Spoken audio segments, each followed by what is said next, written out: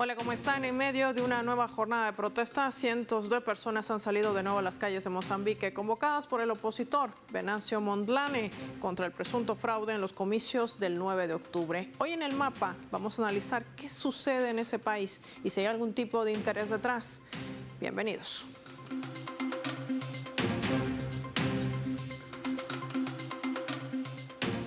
Les proponemos desplegar nuestro mapa y revisar algunos datos claves para poder entender este panorama. Mozambique enfrenta un golpe. Vamos a desplegar nuestro habitual mapa mundi, identificar a este país africano ubicado al sur. La República de Mozambique posee una gran riqueza en recursos naturales. Pudiese ser una de las mayores proveedoras de energético en el mundo. Frente a sus costas se encuentran, por ejemplo, enormes yacimientos gasíferos. Tiene importantes reservas también de grafito, oro, carbón, cobre, entre otros minerales y piedras preciosas. El año 2019, un dato clave, fue el quinto productor mundial de titanio. También tiene una costa de más de 2.500 kilómetros de largo, 3 puertos marítimos profundos, lo que lo ubica en un punto estratégico de conexión global.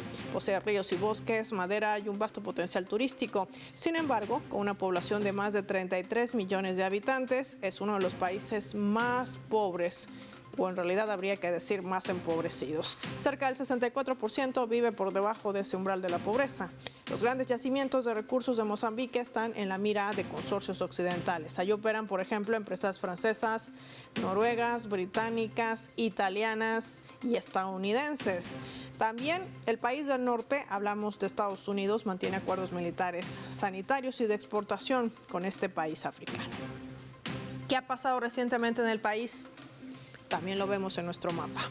El 9 de octubre, la República de Mozambique realizó elecciones presidenciales. Según los resultados de la Comisión Nacional de Elecciones, el oficialista Daniel Chapo, por el Frente Popular de Liberación de Mozambique, Frelimo, ganó con el 70.67% de los votos. En segundo lugar quedó Venancio Mondlane con más del 20%, por lo que es el Partido para el Desarrollo de Mozambique, por sus siglas Podemos. Desde las pasadas elecciones han tenido el rol del líder de opositor, a quien acusan por activar movilizaciones opositoras desde su refugio en Sudáfrica, donde está denunciando supuestas irregularidades electorales. Distintas organizaciones sociales han sumado a estas movilizaciones. Se dicen que hasta el momento van de más de 100 muertos en medio de estas violentas protestas y el pronunciamiento también de distintas ONGs, entre ellos Human Rights Watch.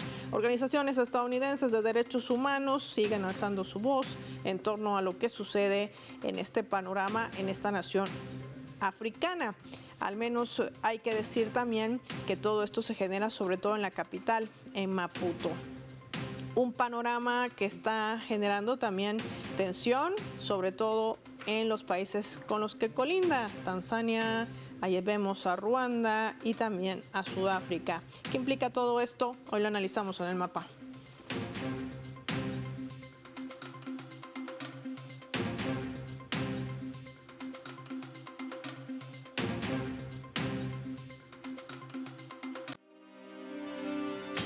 Vamos a someter este tema al análisis. Nos acompaña desde la Argentina Sergio Galeana, experto también en análisis de este continente africano. Qué gusto tenerte en el mapa. Gracias por tu tiempo para Telesur. Bueno, muchísimas gracias por la invitación y un placer también estar con tu audiencia.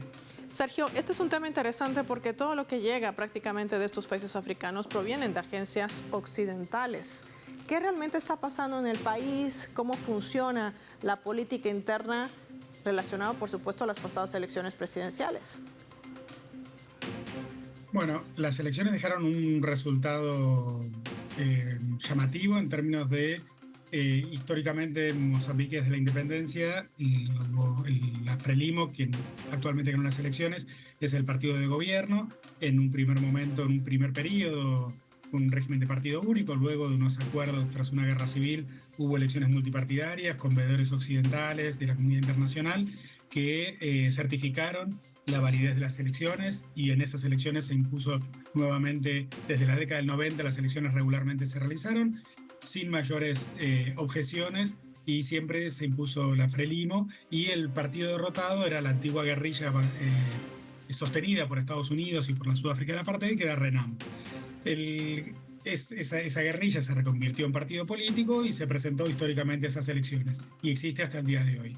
La sorpresa que dejó la elección del pasado octubre es que por primera vez el primer candidato opositor no es de la Renamo, de hecho es alguien que había pasado por varios partidos, entre ellos la Renamo, pero que renunció a la Renamo para presentarse como un candidato independiente en el marco de una alianza de este partido nuevo que se llama Podemos, por su acrónimo. El partido tiene muchísima, por lo que uno puede ver respecto de redes sociales y de los comentarios básicamente en redes, porque las agencias en general occidentales hablan bastante poco de esto, pero en general uno lo que puede mirar es que es un partido político que tiene muchísima raigambre entre sectores jóvenes, ¿sí? Que están particularmente afectados por el problema del desempleo, que es un problema estructural en las economías africanas contemporáneas, ¿no? Donde los jóvenes, o sea, economías primarizadas, vos bien señalaste en la presentación las grandes riquezas que tiene el país, pero que son riquezas que en su gran mayoría son exportadas en bruto con muy poco valor agregado hacia el norte global y generan muy poco trabajo y muy pocas oportunidades de trabajo para los jóvenes. Ahí Mondlane supo interpelar a esos jóvenes y uno lo que puede ver en estas protestas, más allá de si efectivamente ganó o no las elecciones, cosa que uno podría creer que no, pero bueno, que efectivamente el 20% ese se quedó corto, pero que efectivamente lo que hay es una gran movilización en contra de la proclamación del resultado actual. Creo que esas movilizaciones tienen mucho que ver con esa capacidad de apelación y de movilización de jóvenes que efectivamente la Frelimo, el partido de gobierno, perdió su encanto para generar ese tipo de movilizaciones. Ahora, la gran pregunta es, ¿realmente le interesa a los Estados Unidos lo que sucede en Mozambique, tomando en cuenta sobre todo el hecho de que mantiene relaciones con la Casa Blanca? Sí, a ver, el gobierno actual de los Estados Unidos es un gobierno que de ninguna manera objeta o impugna, uno podría decir, el poder global occidental, ¿no? Tiene acuerdos, intereses económicos de empresas occidentales en el territorio.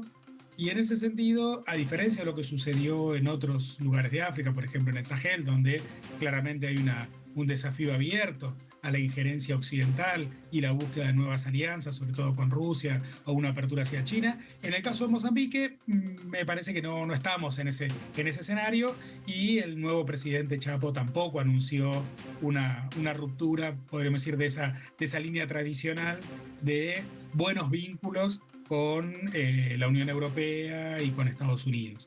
Creo que acá lo que estamos viendo es una oleada de protestas populares producto de la incapacidad de estos gobiernos de resolver los problemas fundamentalmente de la población más joven.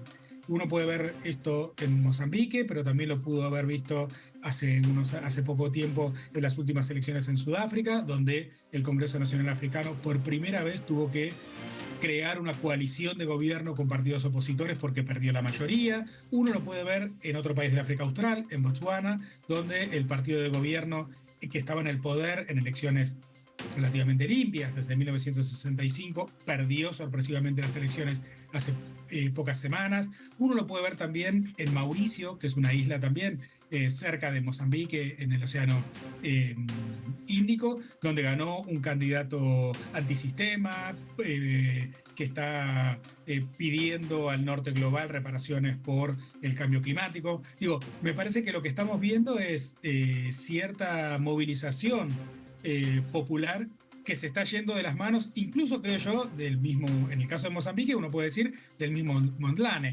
No está muy clara cuál va a ser la agenda de gobierno o la eventual agenda de gobierno de Mondlane, pero lo que creo que sí queda claro es que lo que está en crisis son estas viejas formas de las políticas, uno podría decir, neocoloniales o incluso de aquellos gobiernos que vienen de un pasado de movimiento de liberación nacional con políticas de izquierdas, pero que en los últimos años terminaron aplicando políticas neoliberales marginando a las mayorías populares.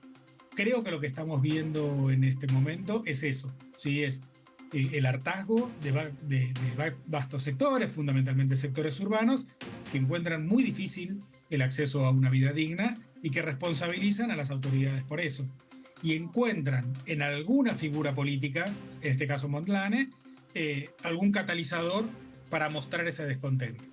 ¿Sí? Claro está, por supuesto, que a Estados Unidos le interesa más tener un gobierno que responda a sus intereses, que proteja a aquellas empresas transnacionales que siguen operando en el país, sacando ¿qué? Gas, por supuesto, además de otros minerales. En medio de esta crisis, digámoslo así, de esta era neocolonial, prácticamente el fin de ciclo, nos dice nuestro invitado Sergio Galeana. ¿Cuál va a ser el desafío de aquí en más, no solamente para Mozambique, sino para el resto de África? Bueno, el desafío justamente es cómo construir una agenda diferente y una estrategia de inserción internacional diferente a la actual. ¿Sí? Digo, me parece que desde las independencias en los 60, en el caso de Mozambique en el año 75, digo, más allá de los intentos que hubo de transformar radicalmente la sociedad, en el caso de Mozambique, entre los 70, la independencia y los 80, creo que el fracaso de ese modelo, lo podemos llamar del socialismo real, y la adopción de una suerte de receta neoliberal, claramente esa receta neoliberal no está dando los resultados que la mayoría de las poblaciones esperan, que es básicamente que esas riquezas que tienen estos países, en este caso Mozambique, que son enormes, se vuelquen para el bienestar de las propias poblaciones mozambiqueñas y no para el usufructo de un puñado de funcionarios y fundamentalmente las grandes ganancias de las corporaciones extranjeras. La verdad que uno lo que puede ver es que las inversiones que hay, en muchos casos, de las empresas extranjeras en la extracción de estos recursos, generan muy poco trabajo genuino en el país y generan muy pocas remesas de divisas a los propios estados, por lo cual este esquema es un esquema que me parece que tiene los días contados, no porque no puede reproducirse a sí mismo, sino porque justamente las movilizaciones populares y este desencanto y estas protestas lo que están haciendo un llamado de atención a los líderes políticos respecto de cuáles tienen que ser las prioridades económicas de acá al futuro. Esta vieja receta neoliberal y de inserción al mercado mundial a partir de la exportación de productos primarios con muy poco valor agregado, evidentemente no da resultados. Y acá lo que se está esperando es cambiar ese paradigma. Preguntas, ¿cuál es el desafío? Bueno, el desafío es construir ese paradigma, ¿no? Me parece que eso es lo que todavía no está claro. Construir un paradigma cuando además con tanta desinformación que se genera en el mundo ya ni se sabe. Quienes protestan lo hacen por una reivindicación o simplemente por una manipulación gestada también para proteger esos otros intereses, las transnacionales que siguen dominando como actores políticos en el mundo. Gracias, Sergio Galeana, por tu tiempo y tu análisis hoy en El Mapa. Marquemos una pausa revisando nuestra escala.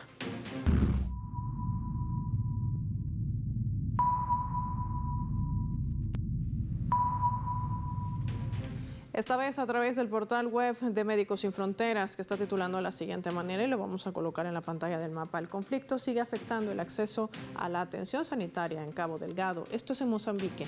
Desde el inicio del conflicto en Cabo Delgado, el año 2017, más de 1 millón de personas se han visto obligadas a huir de sus hogares, lo que supone casi la mitad de la población de la provincia norte de Mozambique.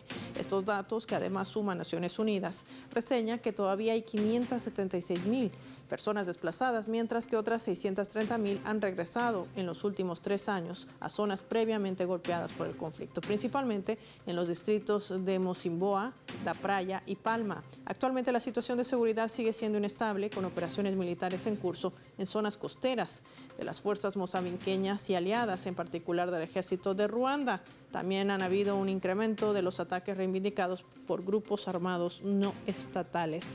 Esta es una zona geográfica mucho más ampliada de la provincia y estos nuevos ataques siguen provocando más desplazamientos. El panorama que aqueja a una nación y que por supuesto también enciende las alertas, pero de los países vecinos. Ya volvemos.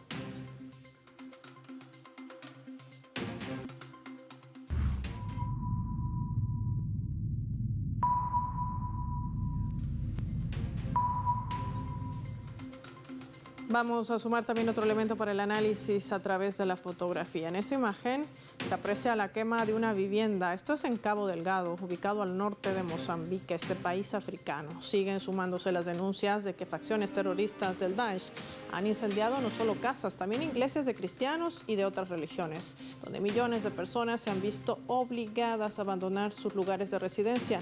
Esto sigue generando terror en ese país.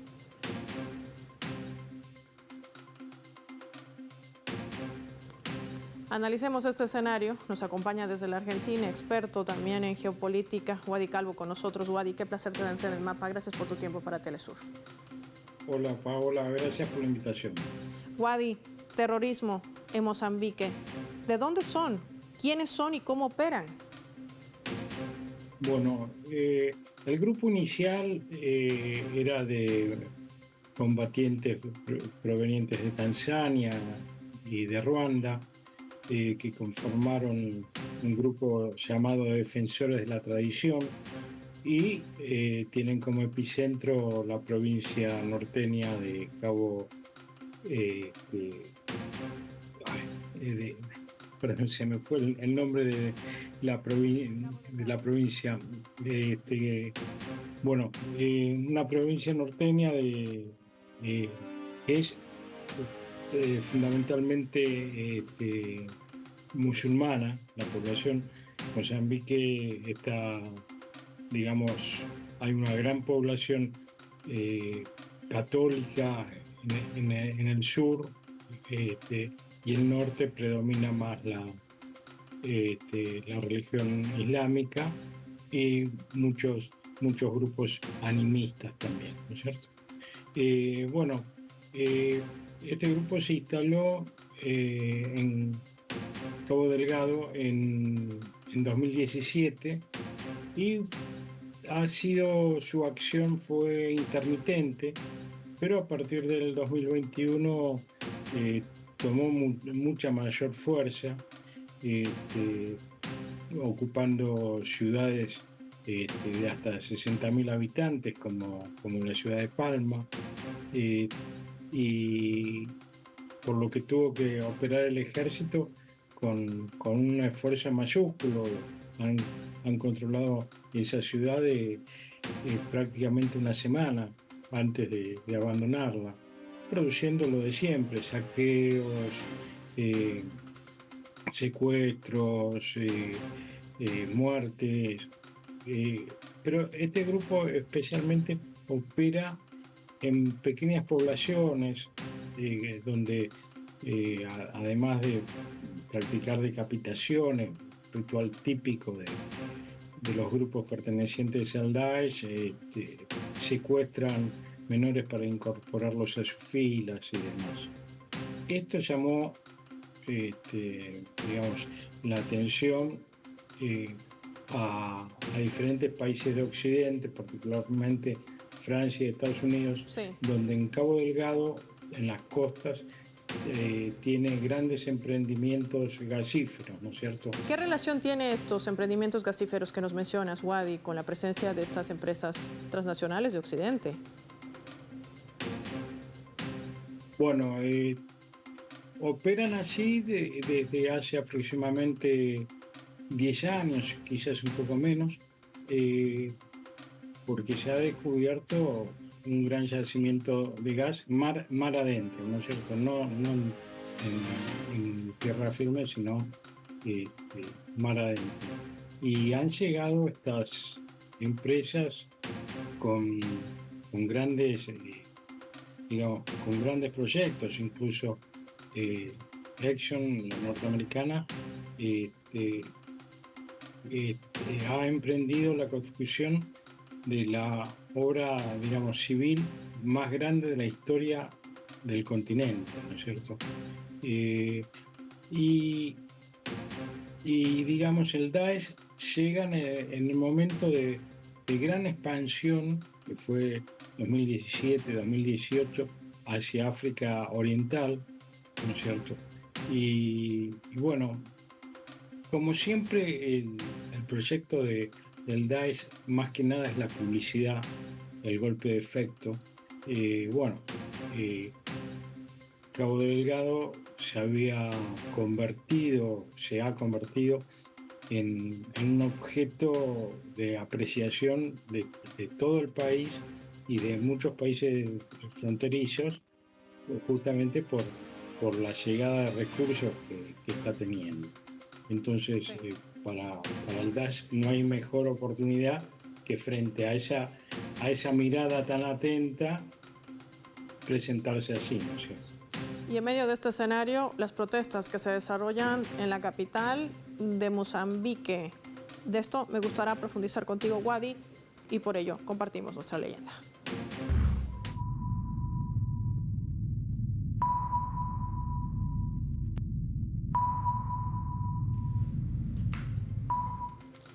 Bernardino Rafael es el jefe de la policía de Mozambique. En una reciente declaración ante los medios de comunicación puntualizaba este aspecto ante estas violentas manifestaciones que se registran en el país desde el pasado 9 de octubre. La tendencia es al terrorismo urbano, así lo calificaba, y decía que iban a desplegar todo lo necesario para contener estas movilizaciones que, recordemos, han sido convocadas por la oposición. Wadi, en medio de todo este contexto, ¿cuál va a ser el futuro para este país? Mozambique, que se enfrenta a estas protestas violentas con un silencio prácticamente casi total de la comunidad internacional. Y estamos hablando de estas potencias que tú mismo decías, que tienen estas empresas transnacionales operando en esa nación.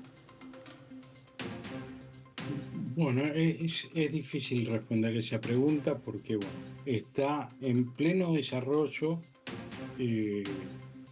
estas grandes manifestaciones que no solamente se están dando en Maputo, sino en otras ciudades del país. Y, digamos, no ha podido el partido gobernante, no ha podido manejar la situación, no ha podido llegar a un acuerdo con la oposición que reclama haber ganado las elecciones el pasado 8 de octubre. Las manifestaciones comienzan el día 24, después que se conocen los resultados, que según la Comisión Electoral se impuso el partido oficialista con el 70% de los votos frente a la oposición de un 20%.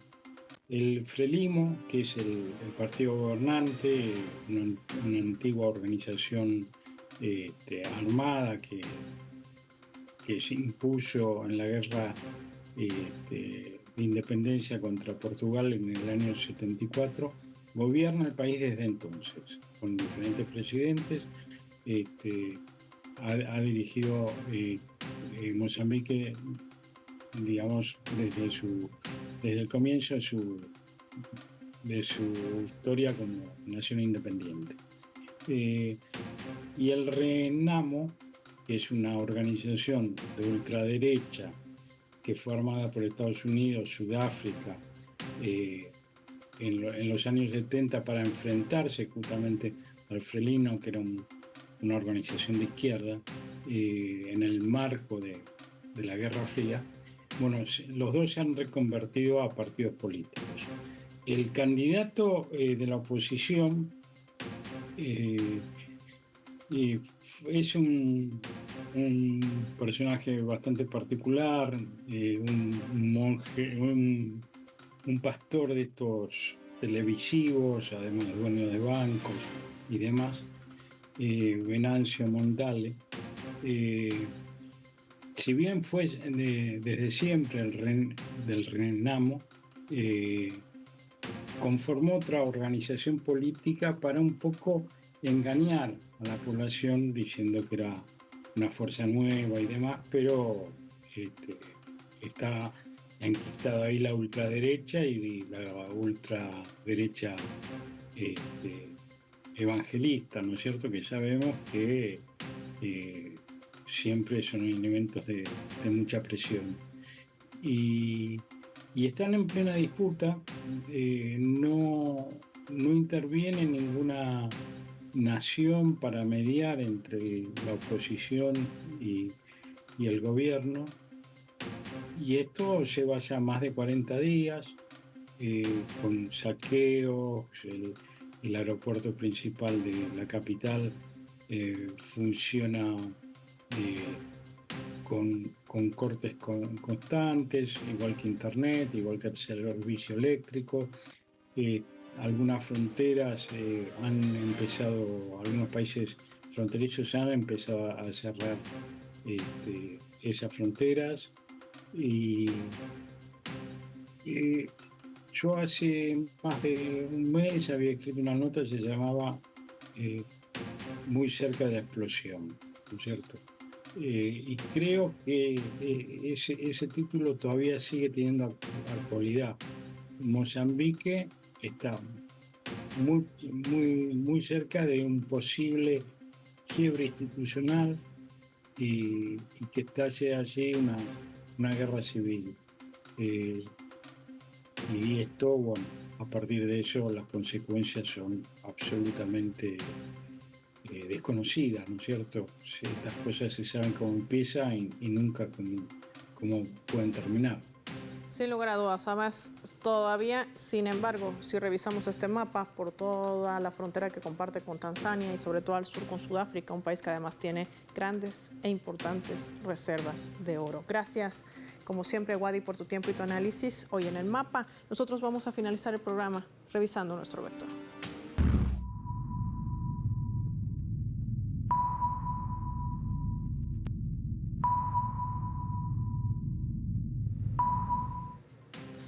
Nuestro radar en el mapa hoy nos refleja las 3 claves sobre este tema. 1. Terrorismo. Una facción del Daesh opera en Cabo Delgado, al norte de Mozambique. Son reductos que han traspasado las fronteras de Tanzania y Ruanda. Una clave aquí.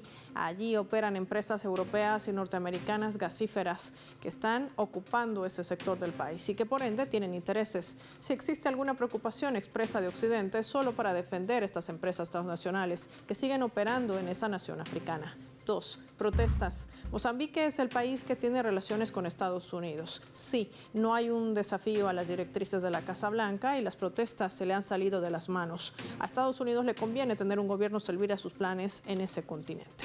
3. África. En los últimos tiempos empezamos a ver un cambio en varias naciones africanas. No van a permitir más colonialismo, abriéndose a un fin de ciclo neocolonial que ya está agotado. Ahora tocará trabajar en las nuevas directrices que logren sumar a estos países africanos al nuevo mundo multipolar. Soy Paola Pérez y nos vemos en otra edición del Mapa.